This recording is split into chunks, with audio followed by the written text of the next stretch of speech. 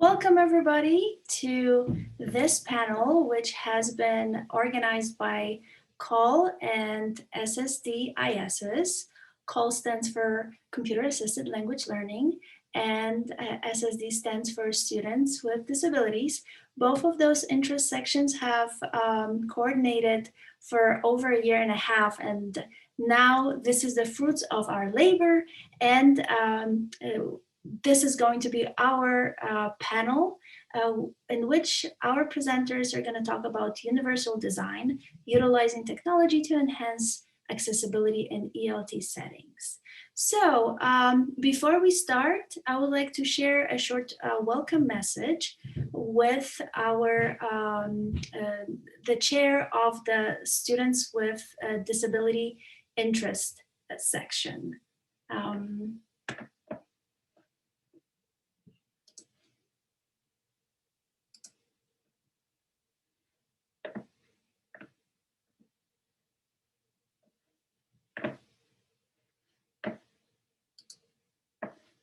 Just a second. Okay, can you all see Davey here? Okay, so here's a message from Davey Young. Or maybe not. Let me try that again.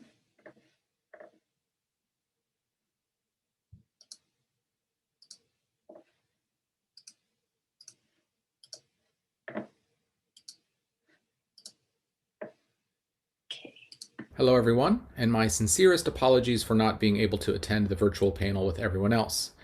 My name is Davey Young, and I am the current but very soon to be outgoing chair of the Supporting Students with Disabilities Interest section. We are one of TESOL's youngest interest sections, and were officially formed at the last face-to-face convention in 2019 in Atlanta.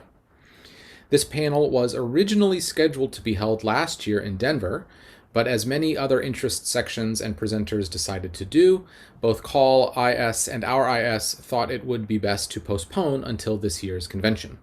This turned out to be fortuitous, because as the shift to online teaching amid the pandemic has disrupted a lot of students' lives, students with disabilities are especially vulnerable to missing out on services they traditionally get at school, as well as to encountering new and unforeseen barriers to their learning in the new online learning environment.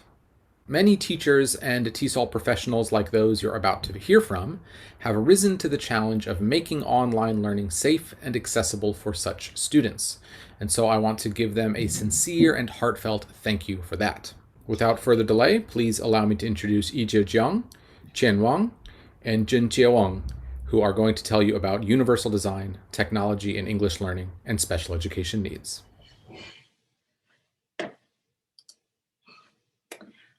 All right, so let me quickly introduce and tell you a little bit more about our first panelists, our first presentation.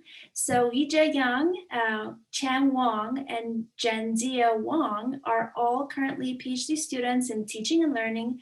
Are all currently PhD students at Ohio State University. Yizhe Yang is a PhD student majoring in foreign, second, and multilingual language education. Her research interests are heritage language maintenance, technology for language learning, and academic English writing. Qian Wang is majoring also in foreign, second, and multilingual language education, and her research interests are second language writing and reading, communicative language, teaching, and teacher identity. And Zhenjie Wang is specializes in foreign, second, and multilingual language education, and she conducts research on second language writing and reading, teacher identity, teacher agency, and technology used in educating ESL, EFL students with disabilities. So without further ado, please welcome our first presenters. Let me share my screen now.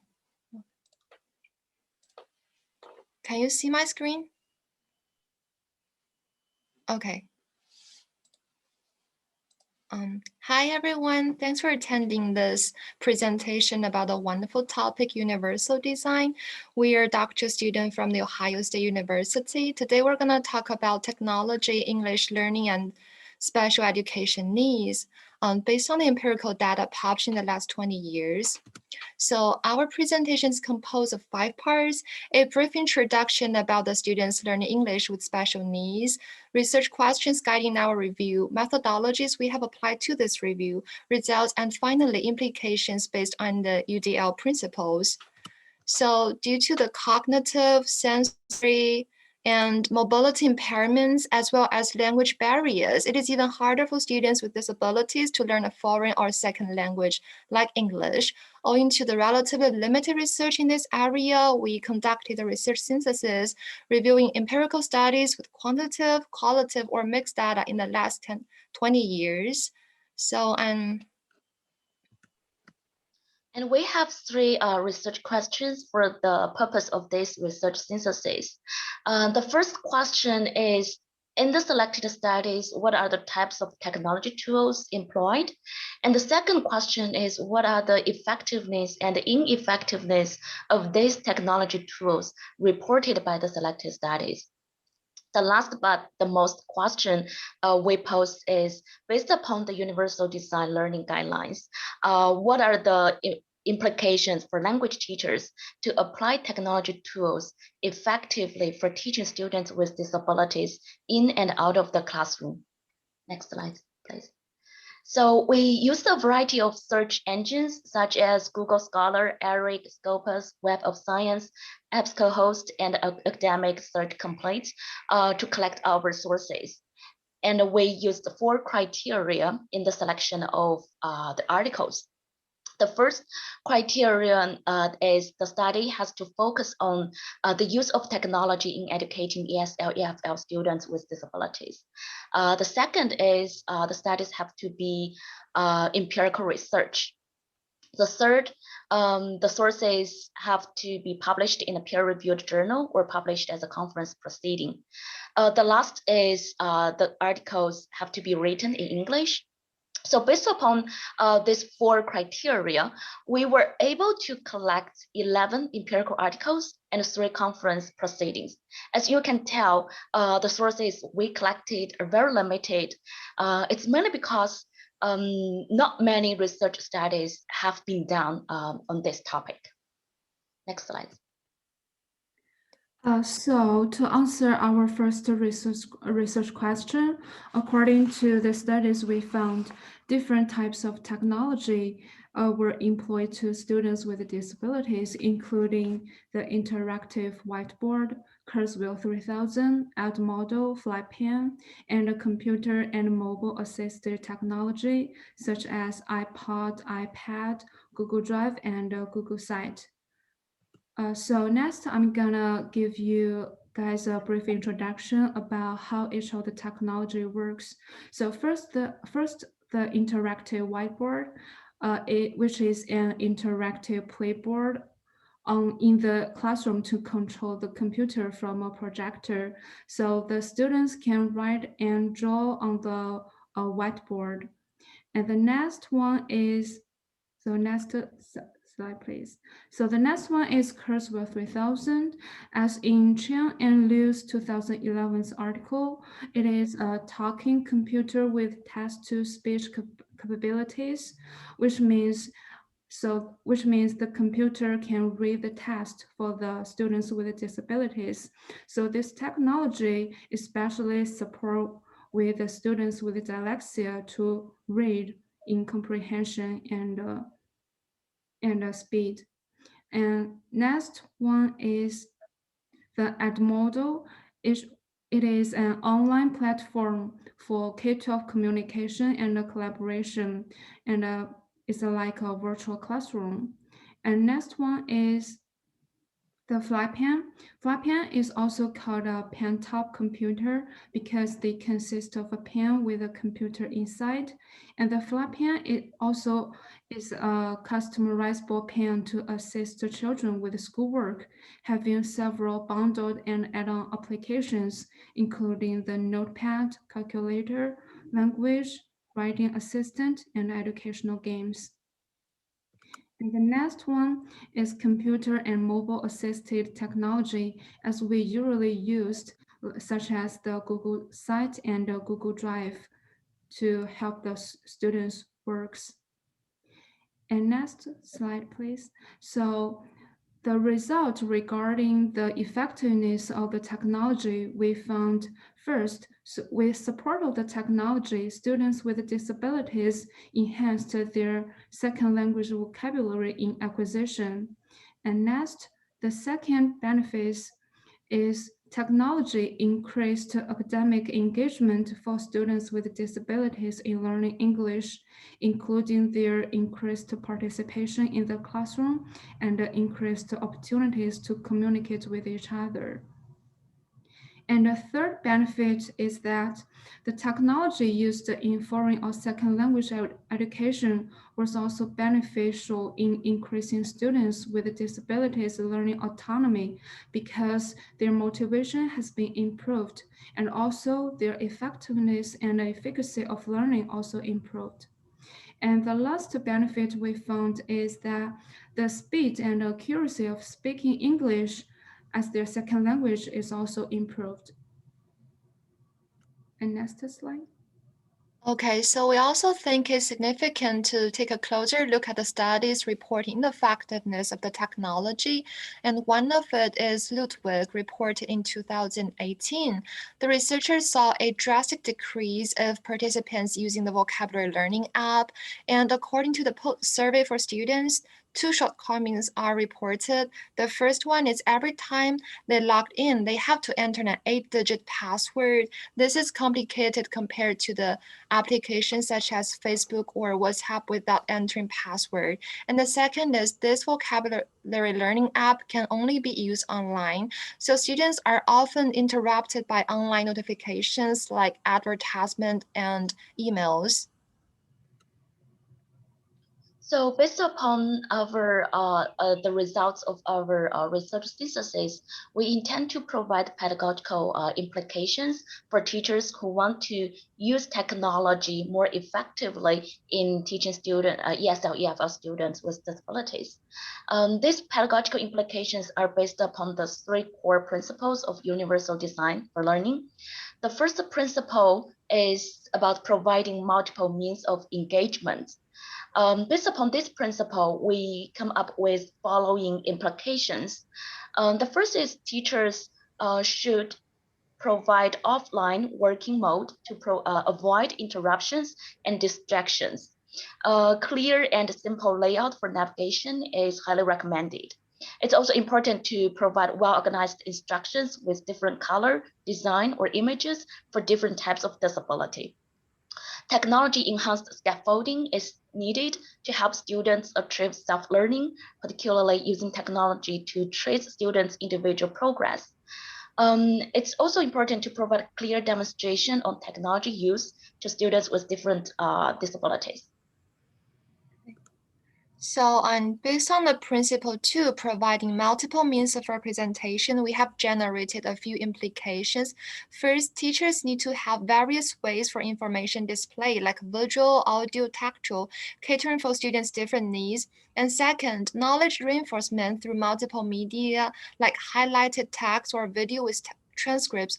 On the one hand, it can help students process the information more smoothly. On the other hand, it makes the classroom more engaging. And we also think like teacher need to provide individualized assistance to decode information, like translations or automatic captions generated by technology tools. And next. And so the pedagogical implications based on the third principle of UDL, like providing multiple means of action and expression. So the first implication is teacher need to use appropriate technology. So here appropriate technology means the technology is much easier to access. And second, based upon students' special needs, providing multiple sources for communication, such as using multimedia shared stories and interactive whiteboard for autism learners. And also teachers need to set reasonable learning objectives to reduce their anxieties and improve their motivations. Okay, so this is our presentation. If you have further questions or ideas that you want to share with us, feel free to contact us by email. Thank you for your time. Let me stop sharing. Thank you very, very much. It was really informative. Let's move on to our second presentation. And in this one, our panelist is Patricia Reisdoran. She's an associate professor of special education at TESOL University and PI of a federally funded teacher training project there. Her research interests include language and culture, diversity, neurodevelopment, and inclusive practice. Please welcome Patty.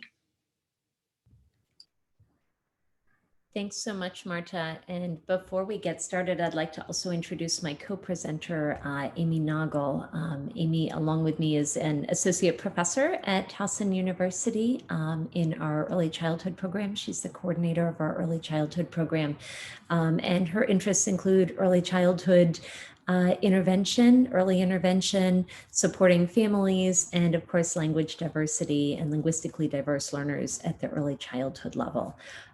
So I'm going to go ahead and share my screen.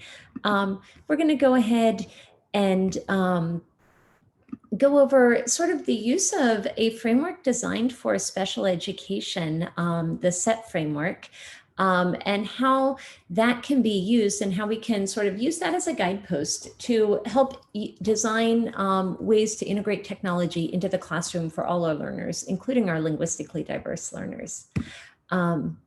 So our objectives here are defining Zabala's SET framework and summarizing its use for selecting technology to support learning, listing and describing considerations for schools and teachers in using this framework for English learners, and summarizing key recommendations for using assistive technology to support ELs with and without disabilities. So first off, Amy, I'm going to go ahead and turn it over to you to share about assistive technology. Sure. Okay, thank you, Patty. So good morning, everyone, or good afternoon or good evening, depending on where you are currently as we record this, and depending on where you might be when you are actually watching this. So as Patty said, I'm going to talk to you a little bit about assistive technology as it relates to the law.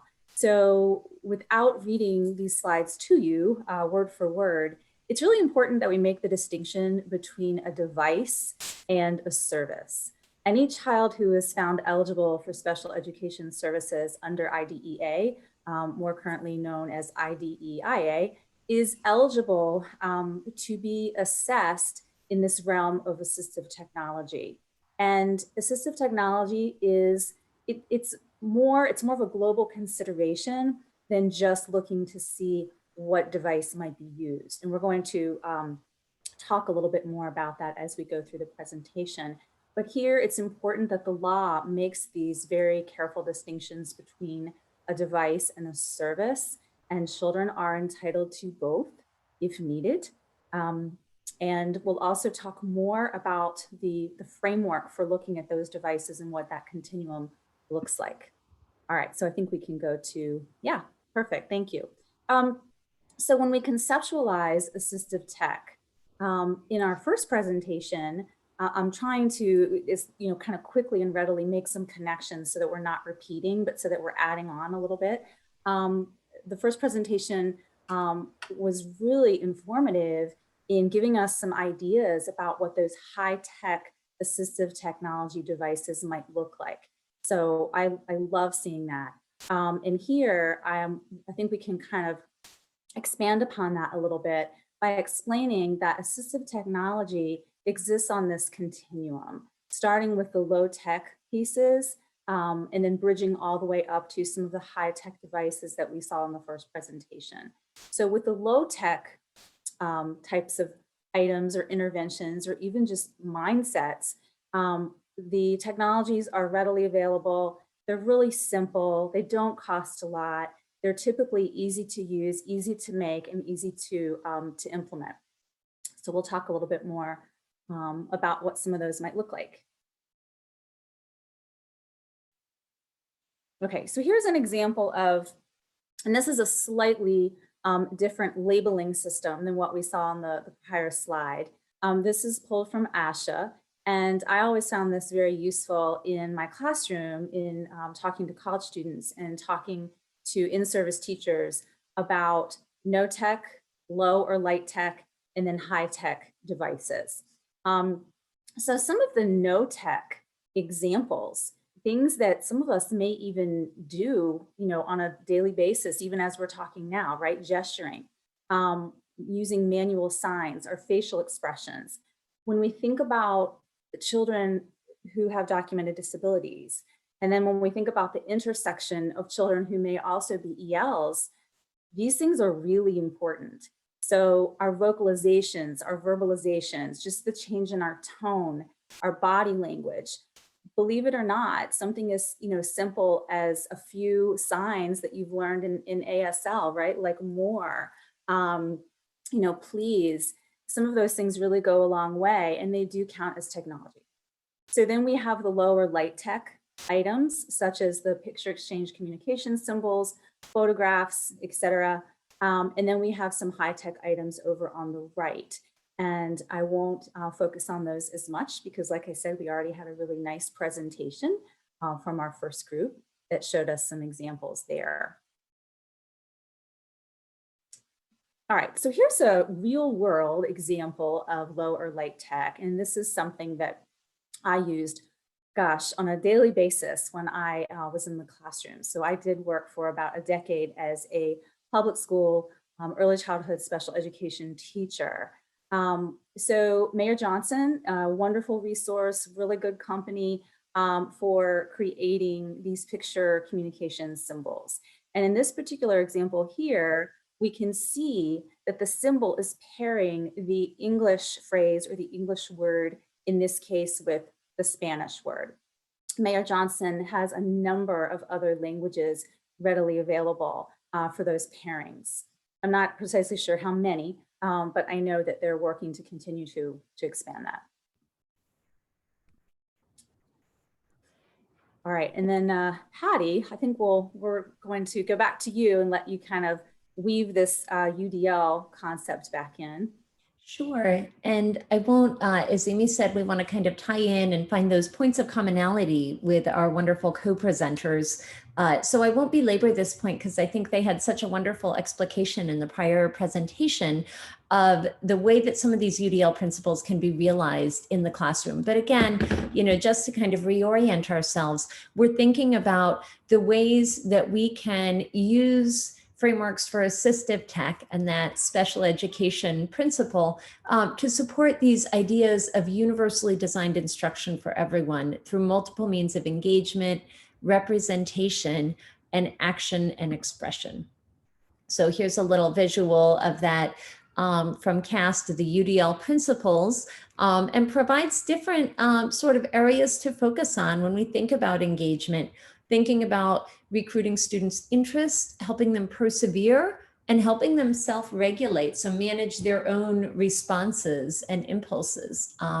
When we think about representation, thinking about the way that students perceive and access our content, and in particular, providing different ways into that text or curriculum material, providing them different options for language and general understanding of the material. And then not only understanding the material, but also thinking about what they do with that understanding. How can students synthesize that learning for themselves and show us what they're learning, show themselves what they're learning, and take some ownership of it. And so giving them options for action, expression, and communication across languages and cultural contexts, and supporting them in their executive functions and how they manage and organize that information. So again, thinking of that as our broader context, we're going to go back to looking at a very specific framework that Amy can share a little bit more about, designed originally for that world of special ed and assistive tech.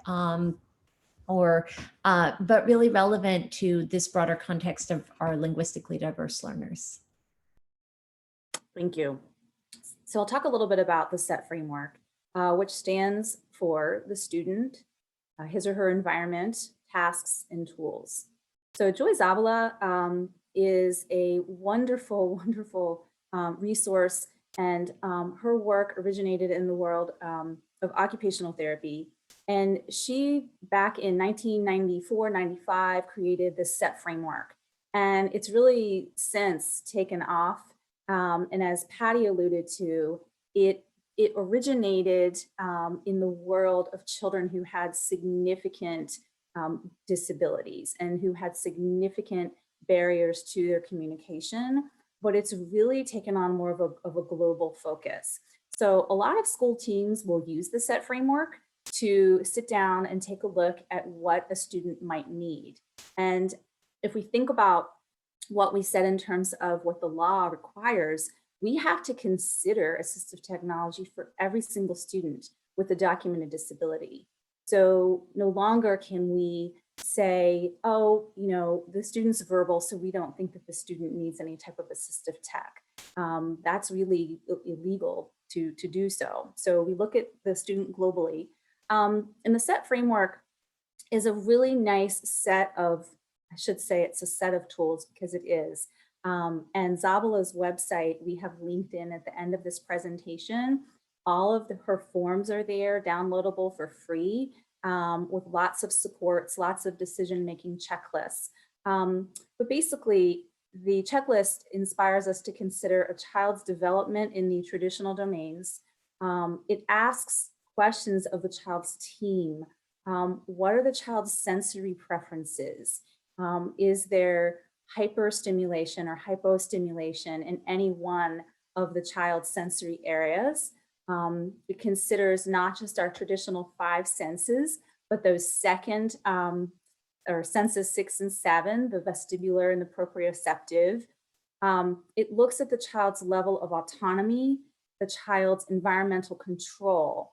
And we have that term italicized there because, as best I know, it's really a term that was coined by Zabala and some of her colleagues. And when we think about children who are English learners, that environmental control piece is really significant.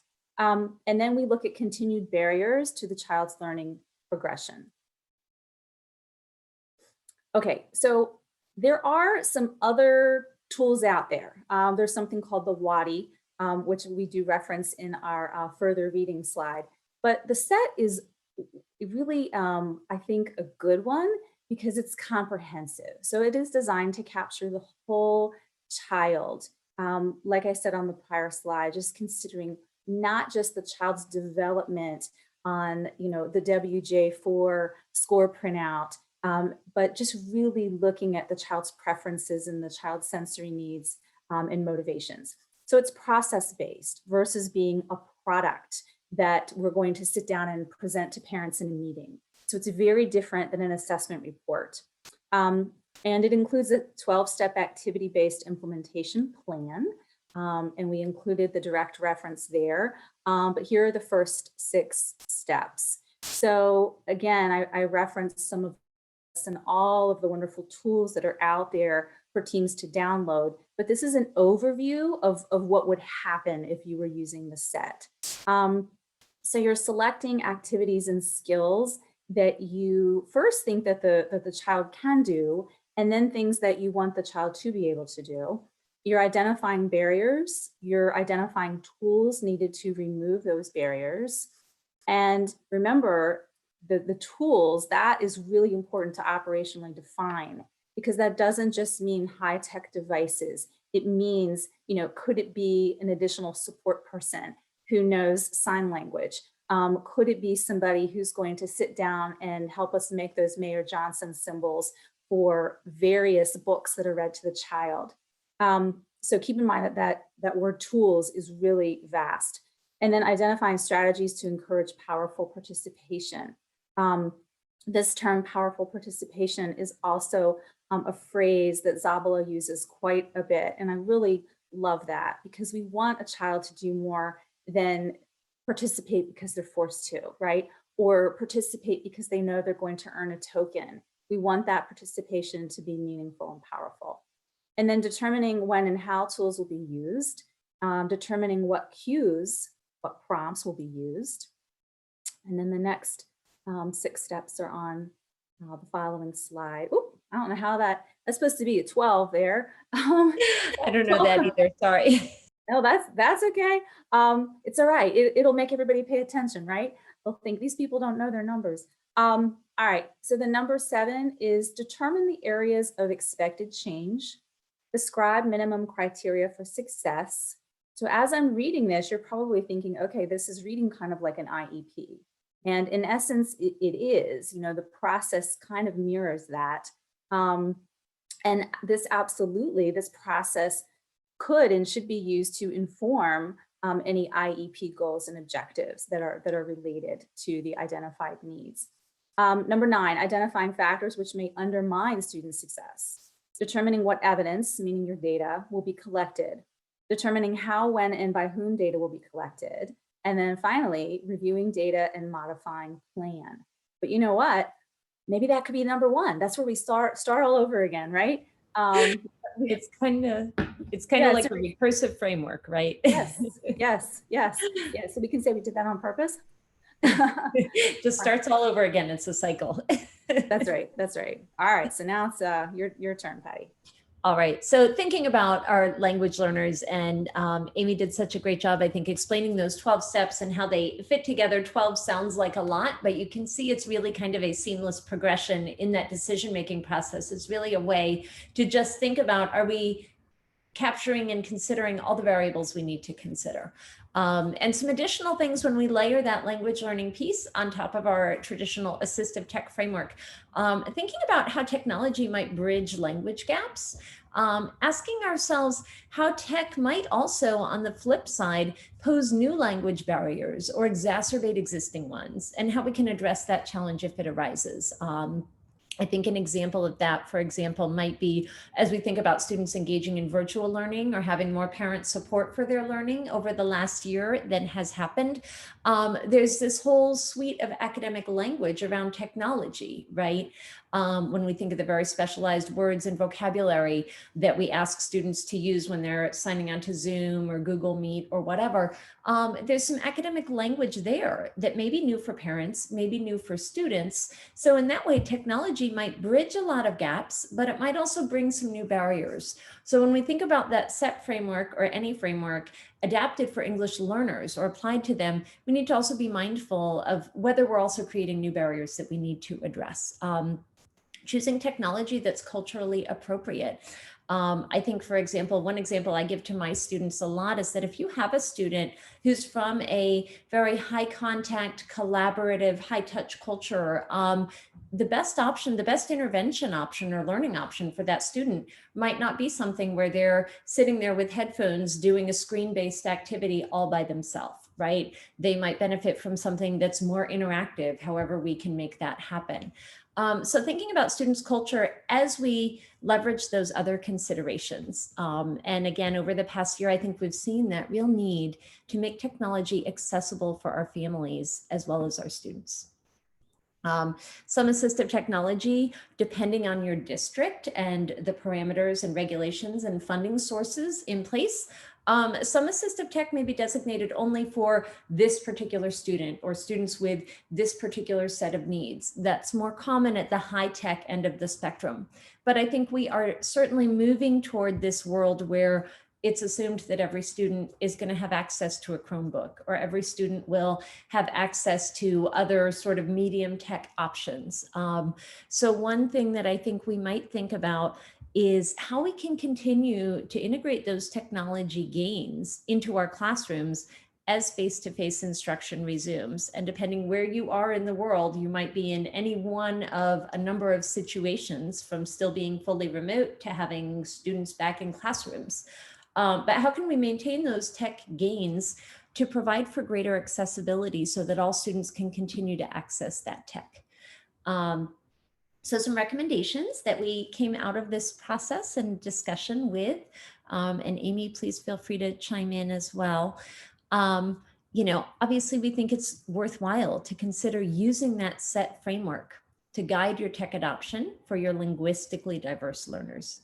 Focus on a student's linguistic needs and barriers that might be presented by the environment, as Amy said, and how technology can provide scaffolds and supports.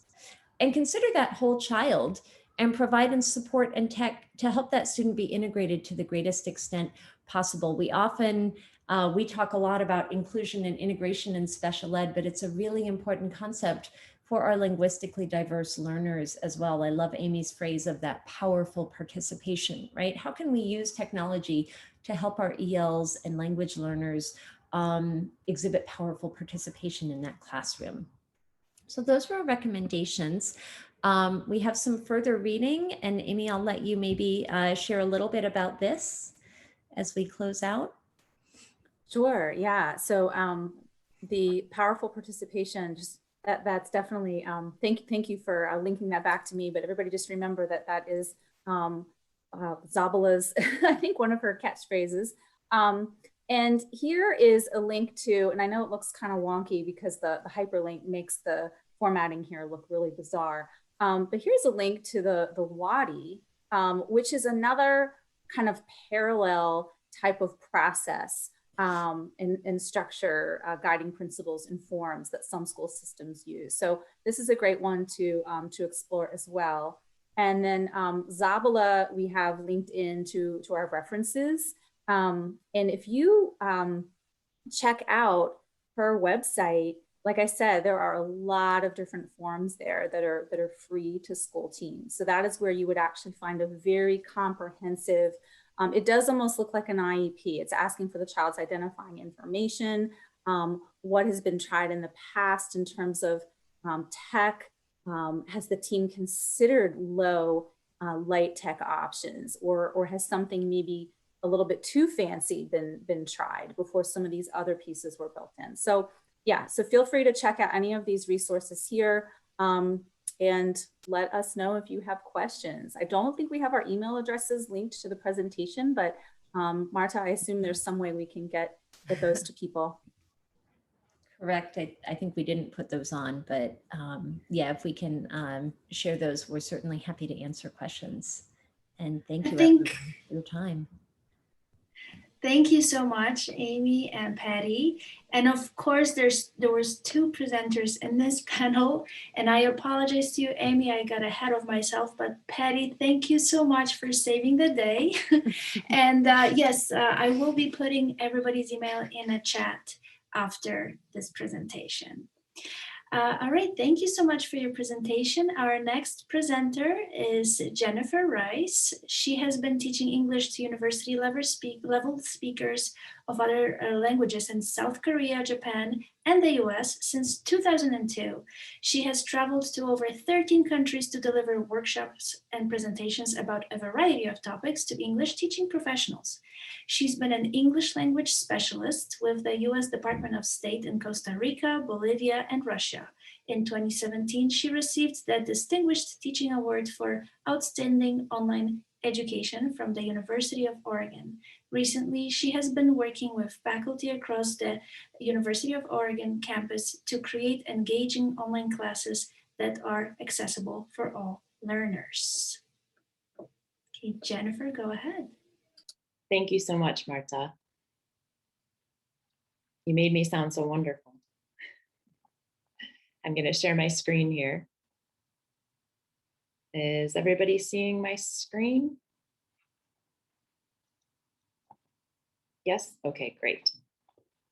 So today I'm here to talk with you about applying web content accessibility guidelines to an online ESL class. And the way that this all came about was that I took an online course that was free at the time, and it was called Introduction to Web Accessibility, and it was offered as a 4-week Canvas Network free course.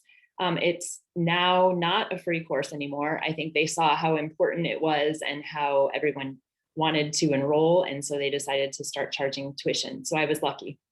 I got in at the right time. And what I did was that course is geared toward anybody who is developing any kind of material for any online presentation. So this could be online courses, this could be a website, this could be some kind of game that you want to develop. So anything online in the US and internationally really is supposed to meet these web accessibility, web content accessibility guidelines, or WCAG. Maybe you've heard of them like that. So I took those principles and I applied them to developing some online ESL courses for reading and writing. And so what I'm going to share with you today is basically how those principles influenced my designing of these online courses and how it improved the accessibility for all the learners in these courses, as we've heard here from my co-presenters. Definitely when we make things accessible for students who encounter learning difficulties or use assistive technology, we usually make things better for everyone who is using these materials. So the 4 guiding principles of WCAG are that things should be perceivable, operable, understandable, and robust. And so it's this acronym of POUR, and P-O-U-R. And I'm going to go through each of these principles and say basically what the guidelines are and then how it actually was applied in the design of the online courses. And I want to just stop here and pause for a second and say that the purpose of all of this WCAG is so that we as a society can be proactive for including all learners instead of what often happens and has happened in the past, that we are reactive to learners who need accommodations in courses or with materials. So if we design purposefully anything that we're putting on the web, then we should design it with these principles in mind so that it can benefit all learners, and we don't have to go back and say, oh, sure, you have some accommodations, oh, we'll change this for you. If we design it proactively in the first place to include those accommodations for everyone's benefit, then we're all in a better place. So when we talk more about perceivable, perceivable means that content must be accessible through multiple senses. So that means the sense of sight, the sense of hearing, and or touch. And so if you're only showing things with your eyes, then you need to add another sense in. The guidelines would suggest that you need to add another sense, like having some audio voiceover, so that people can perceive the content that you're trying to display in multiple senses. Also, it should be accessible on a variety of devices and assistive technologies. And we've heard about that from the last 2 presentations a lot. So there are students who need these assistive technologies, and we are responsible for making our content accessible on them. And also part of perceivable means distinguishing the content from the background. And so I'm going to talk a little bit more about what that actually means.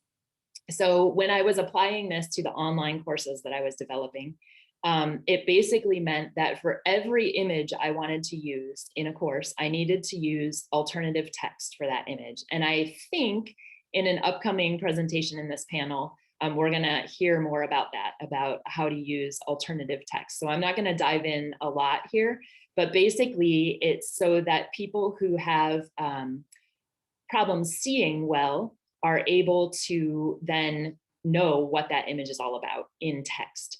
And when we're making an alternative text, we don't want to go over 125 characters. So we want to keep it really short when we're describing that image that visual learners can see, but people who have visual difficulties won't necessarily be able to see. Another point that I had to keep in mind when designing my online course was that I don't want to use color only to designate anything as important or make it stand out somehow. And I don't want to only use highlighting because basically that's color.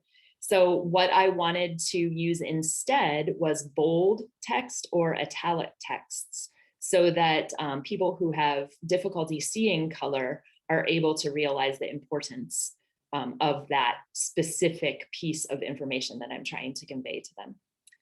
Always use a high contrast background is something that's usually built into a lot of the programs we use to develop online classes, for example. Black and white is best, or something very dark and very light behind it, or the opposite, something very dark in the background and very light. So for example, a black background with white text would also be easier for people with visual difficulties to see better. And so you can see on my slides, I just used a very dark green color and white, which is also the colors of the university where I work. So using those high contrast backgrounds is really important. And I can tell you from personal experience, some websites that I really love to use in my profession are designed really not with this in mind. And so they have maybe yellow text on a sort of teal colored background. And it's really, really difficult for me, even with pretty good vision, to read. And so I can only imagine for people who have more difficulty seeing what that must be like. So we need to keep that in mind for sure. Colors matter. Another thing that is the law here is we need to have closed captions on all of the videos that we are posting onto our course sites. So if you create a video of yourself speaking in your classroom or in your office, wonderful. It's a great way to connect with your learners, but you need to make sure that it is captioned so that there is the words that you're saying are coming underneath your video. So that's part of the WCAG principle here. And then another thing, and this is basically for people who are writing HTML code and designing web pages. When they do that, they need to make sure that the pages can be modified by the user. And so if you lock in the text size, for example, or the spacing between your paragraphs, and you don't allow users to change that, it's actually really difficult for some people to enlarge the page as much as they need to see it well. So they use something called cascading style sheets. And I'm not going to go too much into that, but if you're interested in it, you can look it up online and figure out what it is and how to use it. But it is something that helps people access the material you're trying to show them. Okay, so the second principle in the WCAG 2.0 guidelines is things must be operable. So when we design our content for online courses, it needs to be consistently and logically navigable. So that means it needs to be predictable about where people are going to be able to click on something and move to the next page, for example. So keeping a consistent design in a course is really important. Also, it needs to be usable with both a keyboard and a mouse. Some people don't have the luxury of being able to use a mouse, and so they rely on the keyboard to navigate through a course site. And so you need to make sure that your courses are designed so that they can do that properly. Another thing that I found really interesting was this principle that things should be doable without time pressure. And so I know when we design online courses, a lot of us are like, we need to put some time limit on this because we don't want our learners to go up and look up the answers. But one of the WCAG guidelines is saying that that time pressure is really problematic for many learners. And so if you can get rid of any time pressure, it's very helpful to make things more accessible. And also when you design your courses, you should think about making it usable for people who are sensitive to light or movement. So sometimes if you have something pulsing in the background, that can be really problematic for some learners. And so you want to make sure that you limit those, and there's a specific timing that you would need to take into account. And I'm not an expert on this by any means, but I just know that if you're going to include something that's flashing, you really need to make sure that it's flashing at a rate that is okay and won't set some people off. So very important there.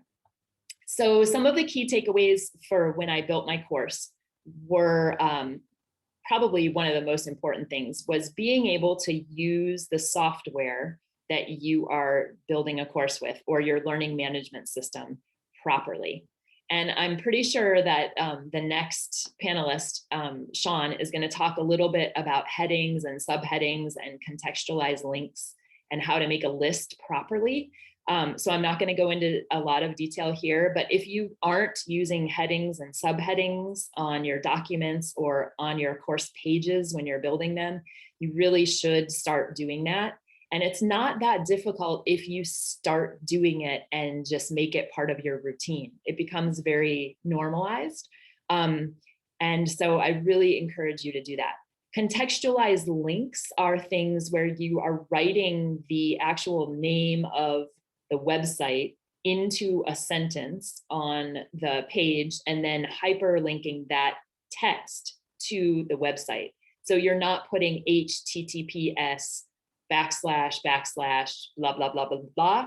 Because honestly, if you're listening to the website on a screen reader, which is what some people do who are visually challenged, they / a screen reader. It reads everything on the text on the screen, and they actually hear HTTPS / and it's really tedious for them to have to listen to a very long web address. So we need to make sure our links are contextualized and meaningful. And then another thing is to avoid formatting with tables. I've seen this so many times when I help people design courses, and they have this great layout that they want to present in a course. And so they put everything into a table to make it nice and organized. But if you are using an assistive technology to navigate the course, tables should only be for data, numbers, and they should have clear headers and clear columns that are locked in place. And if it's set up correctly like that to present numerical data, then it's okay to include a table. But if you're using a table for a formatting purpose only, then you should not include the table and just list everything on the left side so that it works better for mobile devices and it works better for people who are using assistive technologies. Another thing that I learned when building a course from these WCAG principles was that you need to avoid using underlining to designate something as important or to highlight it and bring it to your learners' attention. You only should be having underline for active links that people are able to click on, and then it opens into another window or website. So I've worked with a lot of faculty across campus here at the University of Oregon, and they really like to underline things for their learners and their courses.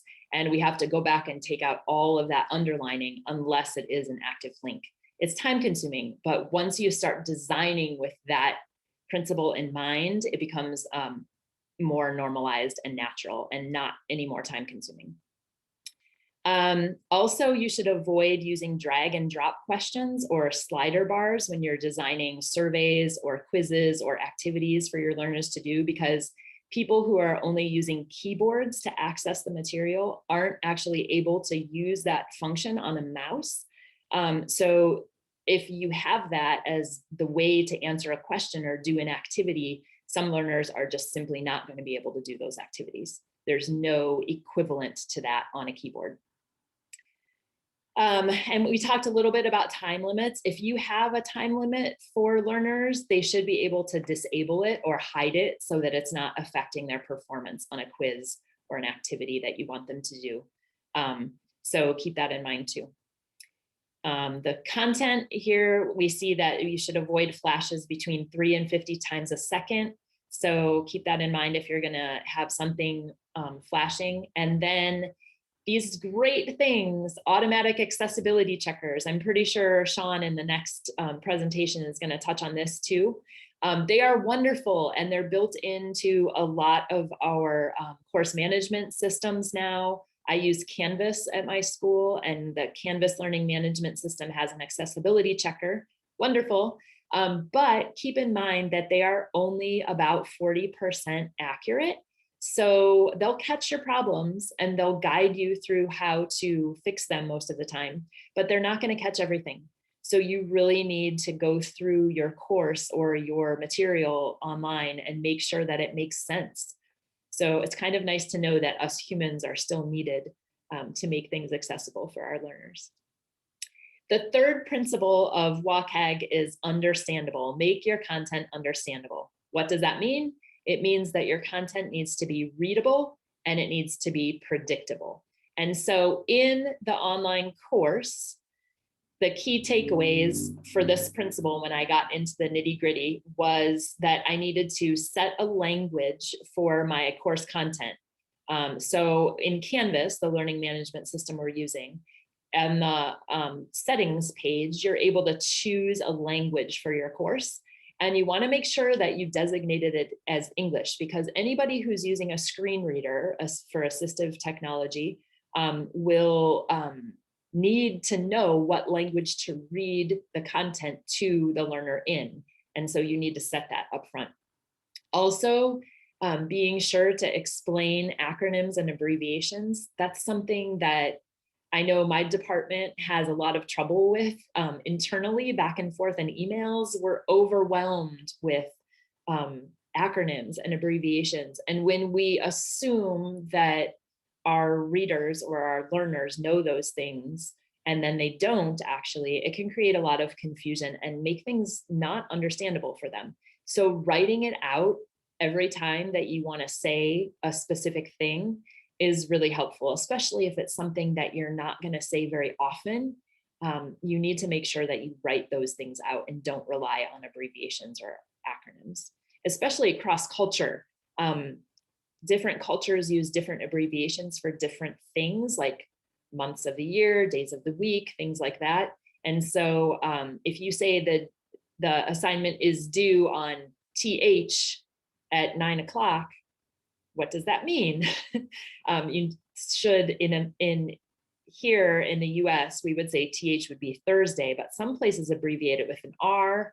At my university, they use an R, for example. And so we just need to be aware that people in other places use different abbreviations. So write it out.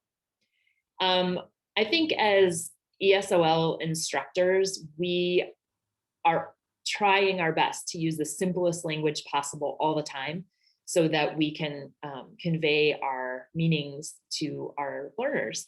But I think we often, when we're writing something and we're doing directions maybe for an assignment in an online course, we really need to keep it in mind that that language needs to be as simple as possible.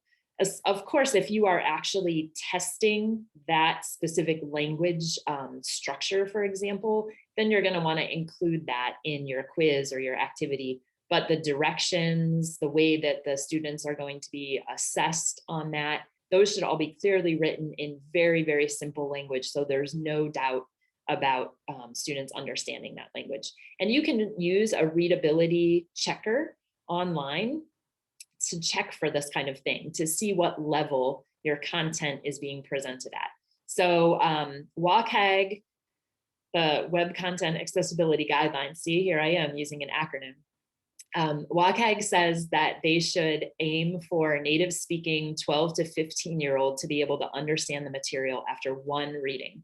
So actually that's a pretty low level. And if you're thinking about the Common European Framework of Reference, you might want to do something like A2, B1 level for aiming for your directions and things for students, unless of course you're working with lower level learners. You should be predictable and clear with your directions and your feedback. Be consistent. Students should be able to know if they've submitted something correctly, if they've done assignment correctly or not. And so some programs have automatic feedback that can pop up, but just letting students know that everything is okay is much better than them wondering, oh, I clicked submit, is it okay? I don't know. That's really nerve-wracking for some learners. So we need to make sure that we can assure them that everything is all right. And the last principle of the Web Content Accessibility Guidelines is courses should be robust, or material online should be robust. So the content should be standard and flexible enough to continue working through upgrades and future iterations of the material online. And we all know that there are upgrades all the time. We're always having to update everything. And so if you build your course in a way that makes things robust, then you shouldn't have any problem. So what I've found that this means for building an online ESOL class is that we keep due dates all in one place. I cannot tell you how many faculty members I've worked with have told me that they are so happy I told them about this, because when you teach the course again and you have to put in new due dates for things, having them all in one place, whether that's on one page in your online course, whether that's on the calendar that's built into your online course, it's much, much, much easier to deal with than having them sprinkled throughout multiple pages and multiple places. There's a high probability that if you do it that way, you will miss something and cause a lot of confusion for your students the next time you teach the course. So keeping things all in one place is maybe one of the most important things that you can do for you and your learners for clarity and the robustness of your course. Another thing that I have had a lot of faculty thank me for pointing out to them is this second bullet point here. You're limiting your videos to just key concepts and things that are not going to change from term to term. So the basic points that you want your learners to take away from the course that aren't going to vary, those are the things you want to take time and make a really good video with.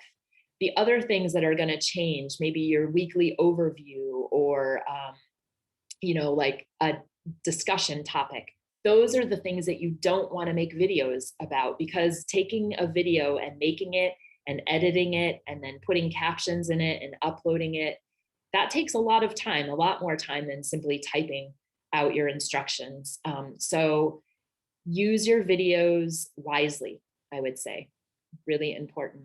Another thing is that, and I know that this is going to be a hard thing for a lot of people to hear, but it's really not advised that you upload a bunch of files onto an online course. And I've seen it time and time again, where there are just, it's like a file dump, lots of Word documents, lots of PDFs. Here's my course. And then what happens from a learner perspective is that they have to click on each thing, open it, download it, and then do it if it's an activity, and then upload it again. And in the process, things get lost, things get modified in ways that the instructor doesn't want them to be.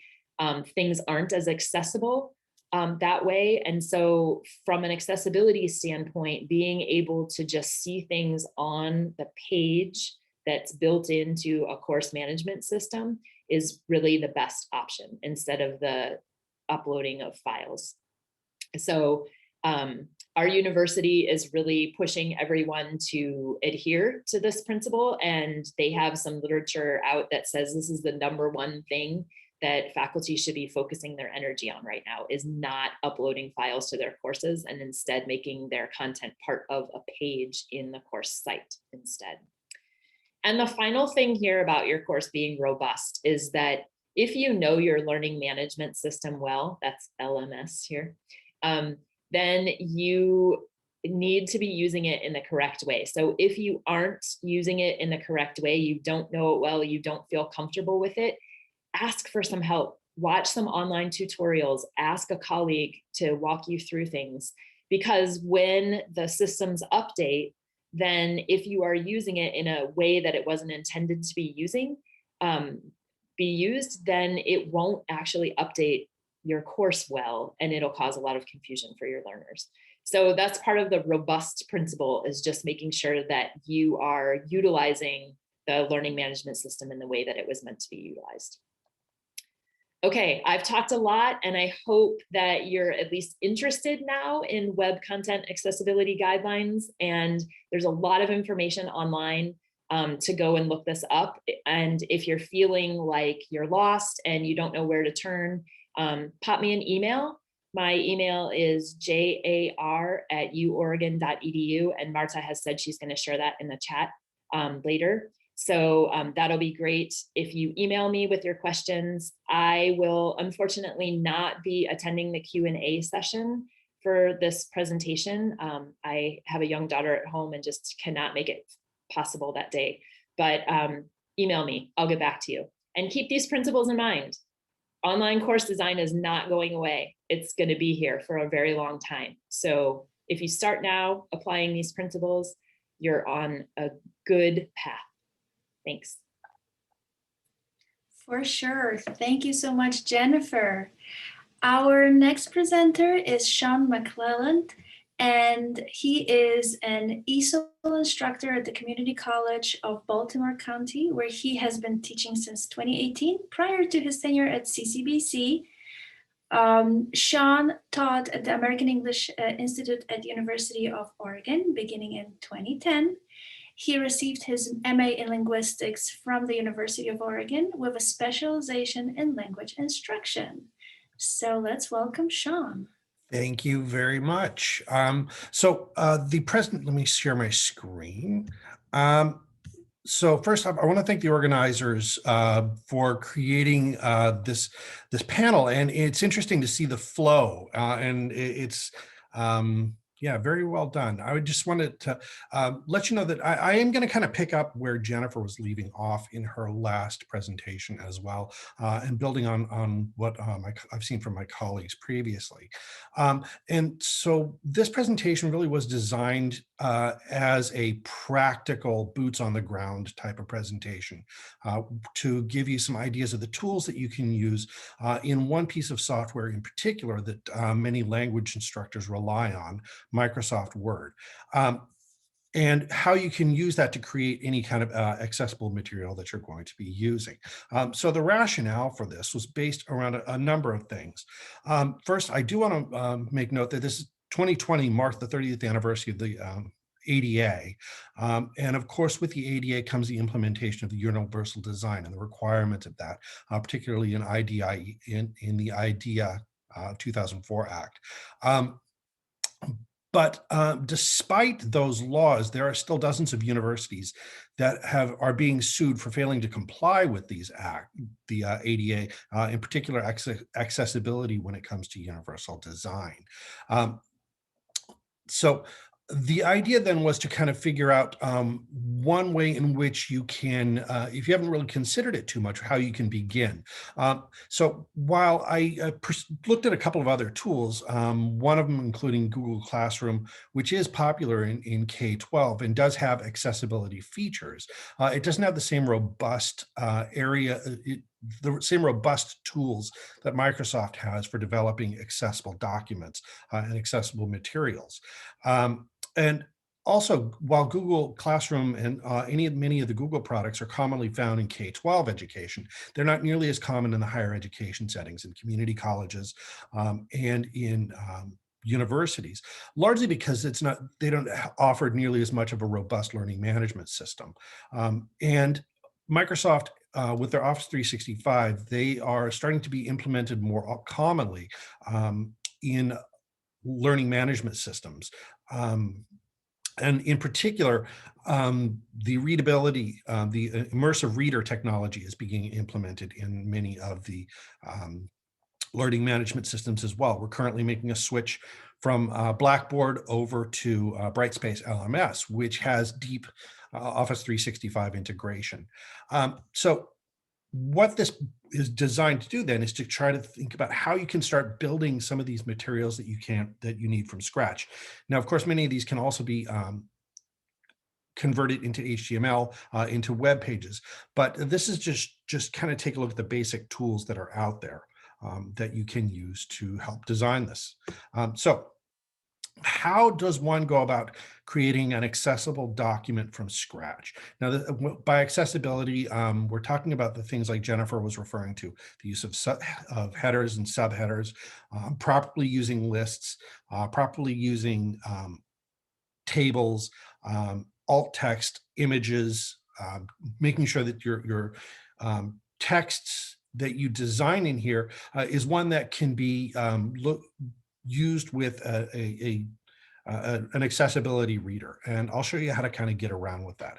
One of the things that I really wanted to try and do, though, was to think about ways in which anybody can do this. Now, Office 365 does offer a free version, and so any of the tools that are available here are offered for free for any instructor that does need them. Plus, this also eliminates many of the Google restrictions that exist in some countries. So what I've done is I've kind of created a blank template here to kind of show you how the tools work and how easy it is to actually build one of these documents from scratch. So when you are creating headings for this, which is kind of where you want to start, and headings are used for a couple of purposes. So in a blank document, and this is in the home area, you'll see over here we've got different styles. So you've got, of course, your normal, no spacing, heading 1, heading 2, heading 3. Now, when you're creating these accessible documents, you want to make sure that anything you do is going to be largely set around headings. And what the headings do is they actually organize in the text where an immersive reader can find the things. So your first headings will be set up for larger organizational type headings. So the major categories. So you'll have major category 1.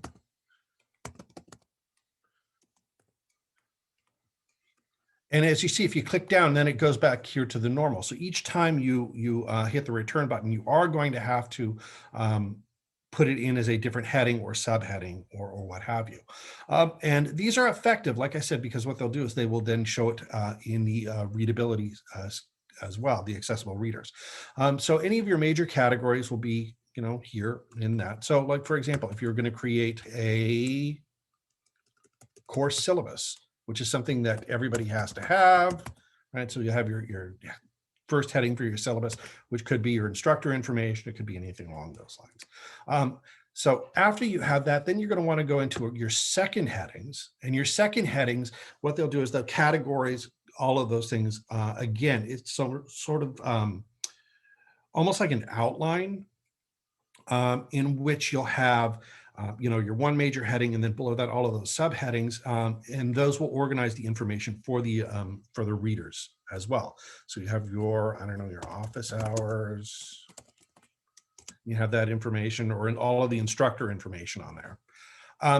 And so what that does is that just kind of sets this base for where your template is going to be.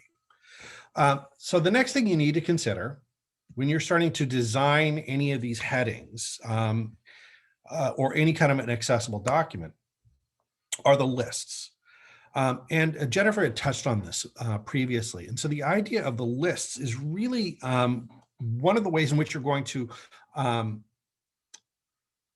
define highlighted and important information in your document. So if you are in here, so if you come down, the lists are ones that we always use anyway. It's over here with your bullet points. They're pretty easy to work with. But what you want to make sure that you're doing is that any kind of the lists that you do use, the branching lists might be a little bit more difficult, but these ones, if you're using a simple bullet point, the screen readers can read this very, very easily. And so this will then create any of those subheadings underneath that. So we've got our syllabus. For the major title, office hours. So down here, you can have your office hours, 3 o'clock p.m. to 4 o'clock p.m. So then you'll want to keep going down with that information. So these, the lists themselves will then also be read in the screen reader. And I'll show you how that works here in just a minute, because all of these tools are available for you. And the lists again, right over here. So as you're building another document, the next thing you want to kind of consider are hyperlinks. And as Jennifer had mentioned before, any kind of a hyperlink that you're going to be putting in must follow these guidelines where knowing that the screen reader is going to read whatever it is that is on the screen, if you just copy and paste in a link with its complete web address, the https:// all of that, the screen reader will read it. And so when you're going to insert any kind of a link, which is easy enough to do, you just come over to the insert, come down to a link. what you want to do is make sure that anything that you put in, you'll have your web address here.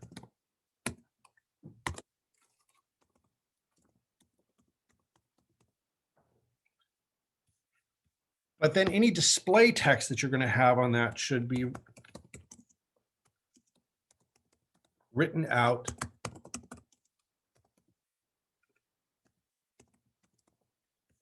so that the screen reader will only read that text.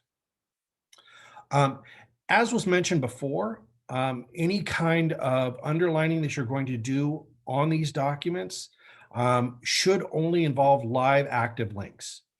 If you try to underline anything else, it will read, the screen reader will read it as this underlined text, but also it can create confusion for people who are not using the screen reader. If it's understood that these underlined texts are only web links, they're only hyperlinks, then this will reduce the amount of confusion that there is for many of the students. The links themselves, they're going to stay in that blue text. Trying to keep one thing you do want to pay attention to when you're trying to create these documents is making sure that you're aware of issues related to color blindness as well. So making sure that any text that you have is going to be high contrast. Try not to use any green, red colors when you're building these documents in order to avoid that and make it a much more accessible document.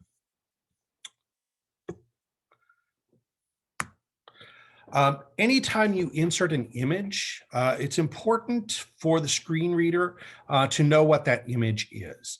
And the way that you can do that is through inserting alt text into your image. And what happens is anytime the screen reader comes across an image, it won't know what to do with it if there's no text. The text is there to describe what that image is. There are times when you're going to want to incorporate it, particularly if the image that you are using is meaningful for the document that you're creating. If it is merely decorative text, you can simply say that it is decorative. It is a decorative image. But either way, you're going to want to make sure that you insert alt text so that it describes that image for the screen reader. So let me show you what you can do with that. And that's actually pretty easy as well. So you come over to the pictures, you want to insert a picture. Now, if you decide to use one from some of the other, let's see here.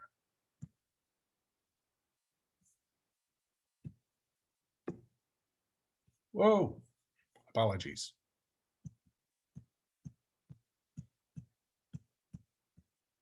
And an image set aside for this.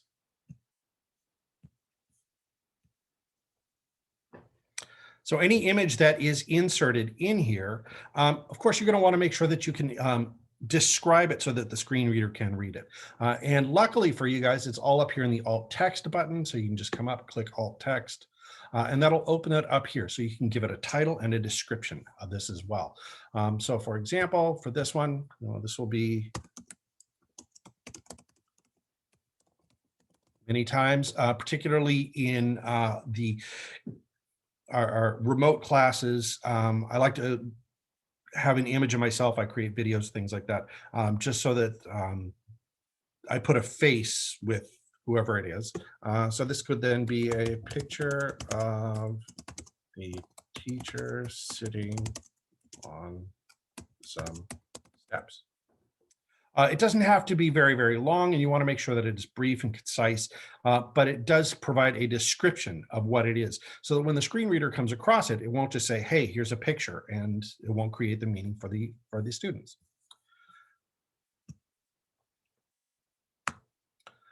Tables, as Jennifer was mentioning, tables themselves are problematic, and they are definitely best left for organizing of data, numbers in particular. So if you are planning to add a table, particularly something like a syllabus, it's best to use it for things like grading scales or numbers, or particularly things like that. So as you insert a table, any data that you have in here, So your columns do have to be locked and making sure that you have saved many of those items. Now, once all of this is done,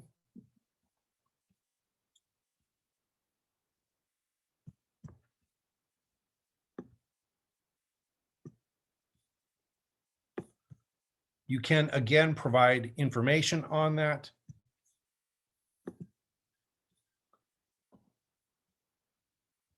To make sure, where is it? That the information provided can be read by a screen reader. And one of the best ways that you can do that, of course, is by going through this review section. And as we were talking about previously, this Microsoft provides you with an accessibility reader so that you can check to see whether or not this information is accessible as well. And so if you come over to the check accessibility section, what it will do is it will run through here and tell you whether or not there are issues regarding that particular section. All right, so once that is all set, the next thing you kind of want to think about as you're moving forward, you can always turn this into a table of contents as well. And what that does is that it provides ease of navigation. So it will develop a table of contents at the beginning of your document, and anybody can just come through and click on whatever area it is that they wanted to go to with this. Okay, give me 1 second, I apologize. And that can be found in the References tab. So as you kind of insert a table of contents,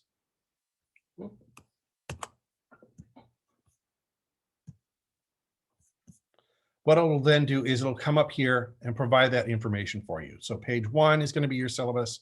Page 1 will also be your office hours. And as you see, these are also aligned then with your subheadings. Obviously, I have these in the wrong place. I apologize, but I can go back in, just come up to the top.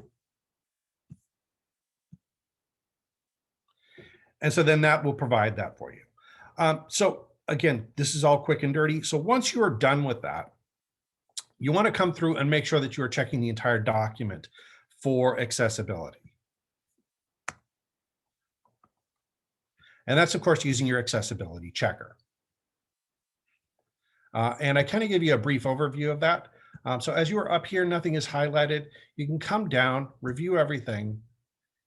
And this is a quick and dirty accessibility checker. And right now, we don't have anything that really needs to be checked because you can kind of see over here that it's all done. But one of the things that this is going to be very, very helpful for, though, is when you are taking older materials that you have, right, and modifying an existing document. So that's where the accessibility checker might actually be the most useful. I've got an older document that I wanted to show you that will kind of give you an idea of the types of things that the accessibility checker can find for you. So the one document here, this is an older syllabus. And overall, we have here things like underlined items. We've got images, right? There's tables. So let's kind of check this out and see what the accessibility checker does.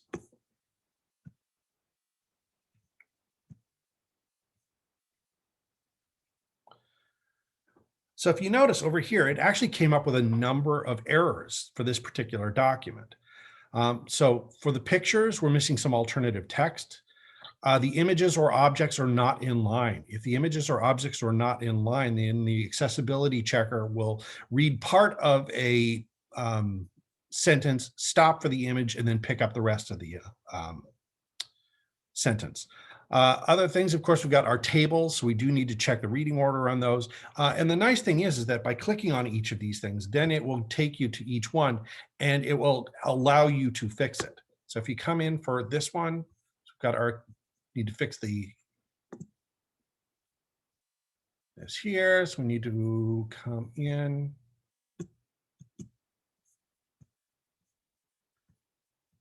For the image.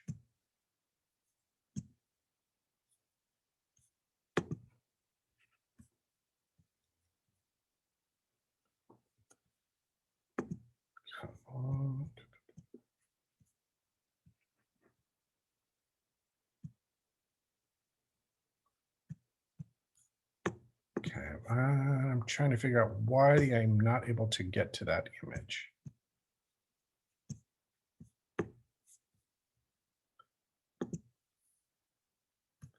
Oh, it's because I'm probably using the 365 version. One of the nice things, though, about this whole thing is that if there are tips or tricks that you need, you can learn how to do it through the Microsoft 365 website, and it will check for any of these accessibility issues for you and give you tips on how to fix them. One other thing I do want to point out is many times it is preferable to save any of these documents that you create in PDF format. Because many times if you download it, depending on what it is, it can change the formatting of the documents if it's not in PDF format. So please make sure that you upload anything in those ways. So that is it for me. Of course, here are my references. And I want to say thank you very, very much. Hopefully you got a couple of tips or tricks out of this. Thank you, Sean. We definitely do. I feel much more skilled at this and ready to do it for my classes. Now, our final presenter is Nicole King. She is a PhD candidate in the Foreign Second and Multilingual Language Education program, also at Ohio State University. She is a certified teacher in the areas of TESOL as an intervention specialist and an early childhood special education with over 10 years of P through 12 teaching experience in the US and in Italy. Her research interests include digital multimodal literacy practices, critical peace education, universal design for learning, and systemic functional linguistics in the field of teacher education for multilingual students in the P through 12 contexts. Welcome, Nicole. Thank you so much. Thank you everyone for joining us today. And thank you for staying until the end. If you are still here with us to hear my presentation, just give me a moment to share my screen. I'm going to present from the Google Slides because I will be showing a video later. Oops.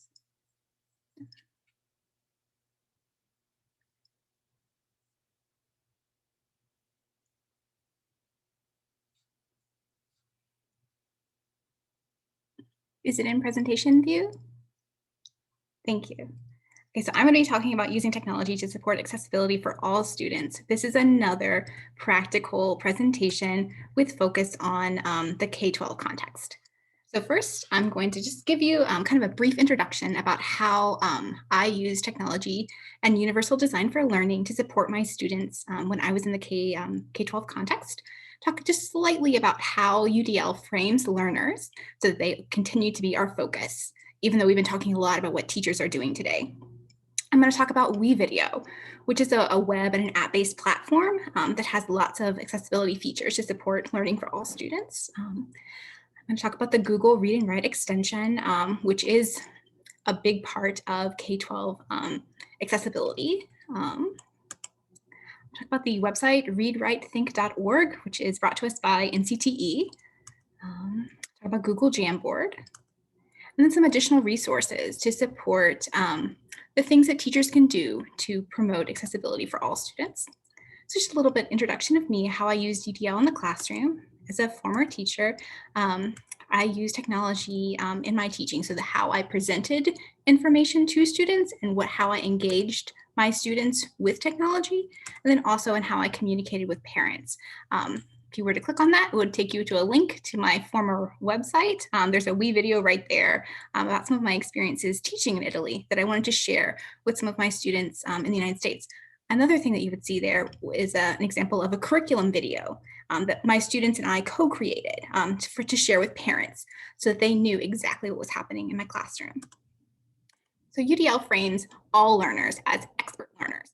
They are resourceful, knowledgeable, strategic, goal-directed, purposeful, and motivated. So UDL does a lot to promote students as agentive, knowledgeable, engaged learners. And that's why it's such a big part of both language teaching and also the teaching for students who have exceptionalities. We've already talked today about some of the principles of UDL. I'm going to be focusing on multi-means of representation, so the what of learning, what teachers are doing, how they're presenting information to students. Other people have talked about means of action and expression, which is how students show what they're learning, and then also multiple means of engagement, so why a student would remain engaged in a lesson. Okay, so first we're going to talk about Wevideo, which is a web and app-based platform. It includes options for video, still caption photo, theme selection, subtitles, headings, music, and sound effects. It creates a video of the input that you upload and design. It's appropriate for all ages, language proficiencies, and students with diverse abilities. In order to show you about it, I made a video using Wevideo on how to use Wevideo. So let's watch it together.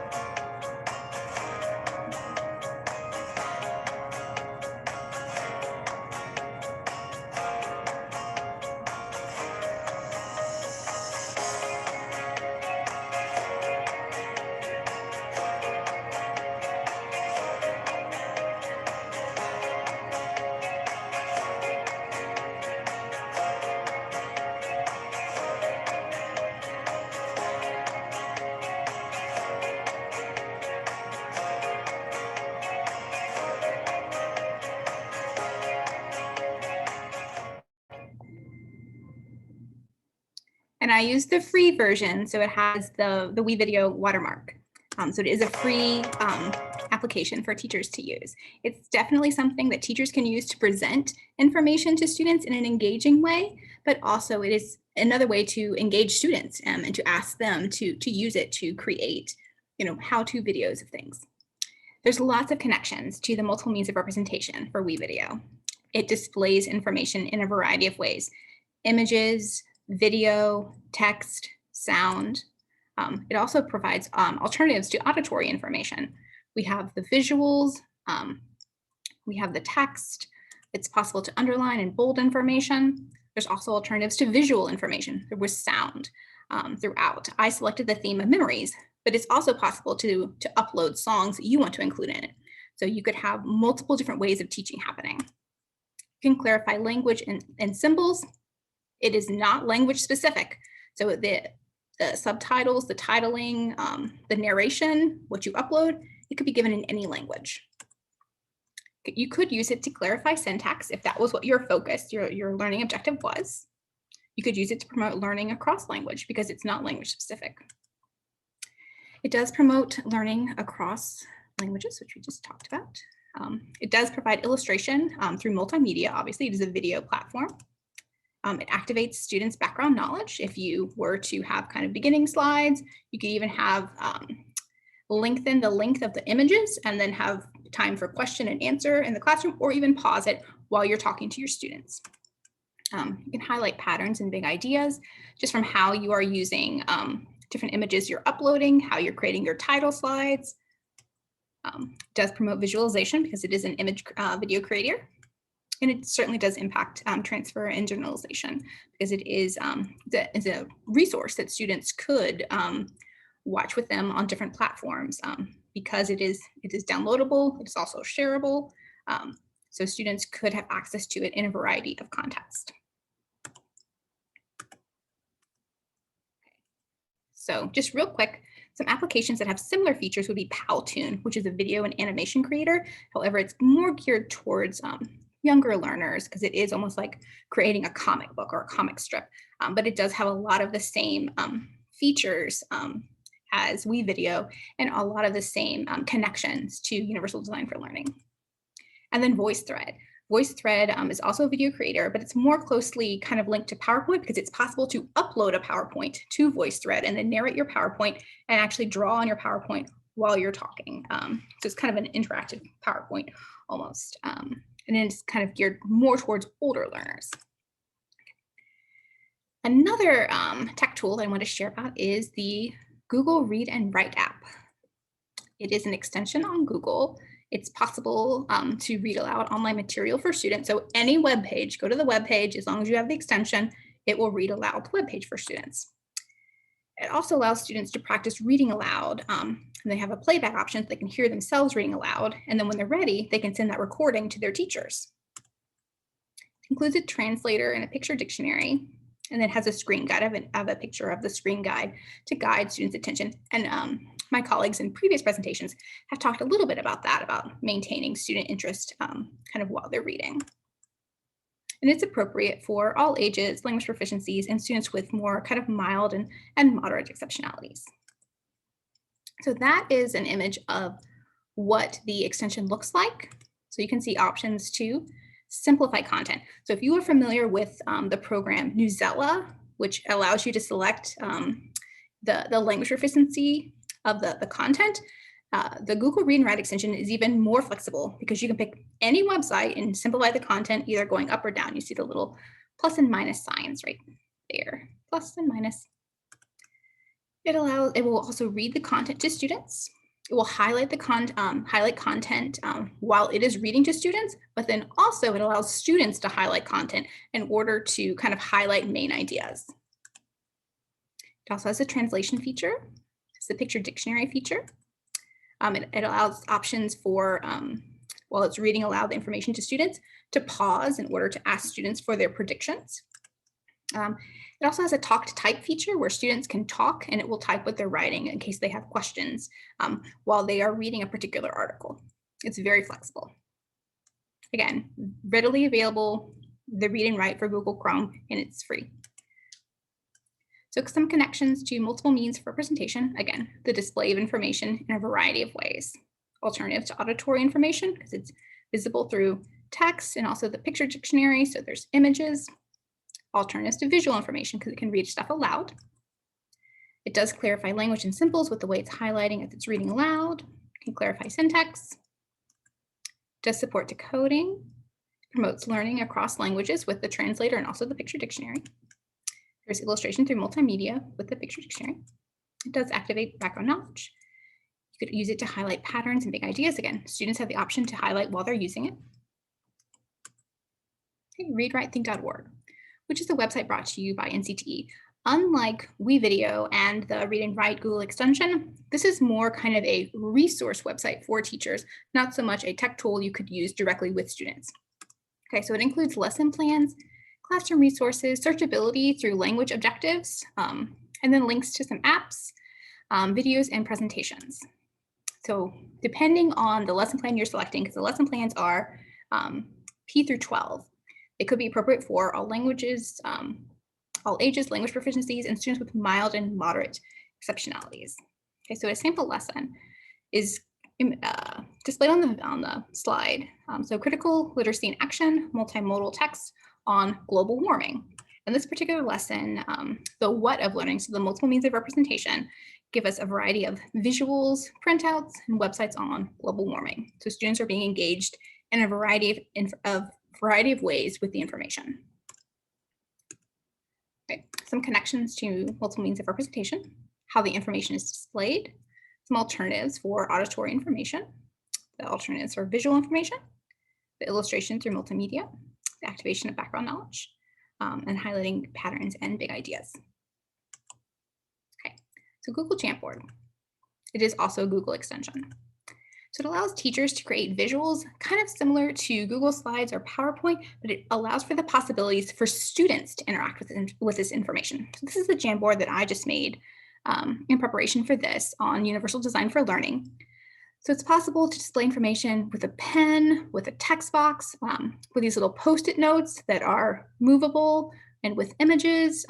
So you can display information in a variety of ways to students. And then also you could have, as you can see at the top, there's multiple slides in a Jamboard. So it would create an easy opportunity for just a quick check to see what students are having challenges with. So they could make a Post-it, and the Post-it could be written in any language as long as the student has that capability on their keyboards. and would post to the Jamboard, and they could just organize it in things they know, things they don't know, or they could even just take Post-it notes that I've made, and again, just kind of separate them into a T-chart. It's appropriate for all ages, language proficiencies, and students with diverse abilities. Okay. Some connections to multiple means of representation, and I'm not going to go through them like we have every time. In one of the early presentations, they showed the full cast UDL with the brain separation of the multiple means of representation, action, expression, and engagement. These all come directly from that middle column, the multiple means of representation. And this is all the ways that this particular resource would connect to UDL. Okay, here are some additional resources. Obviously, the cast.org website, which is the developer for UDL. And then also there's a UDL Tech Toolkit. So if you just click on that, and I'm going to click on it just real quick. I know we're running short on time. Just so you can kind of see what it looks like.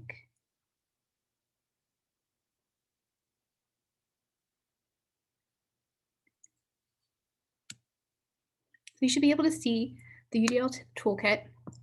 Okay. And so suppose you are looking at multimedia digital storytelling. You just click right there, and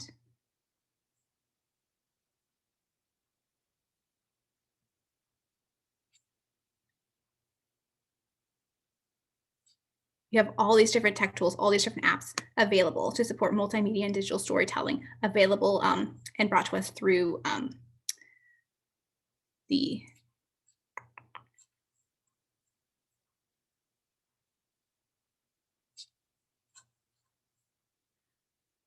resource brought to us by CAST. Okay.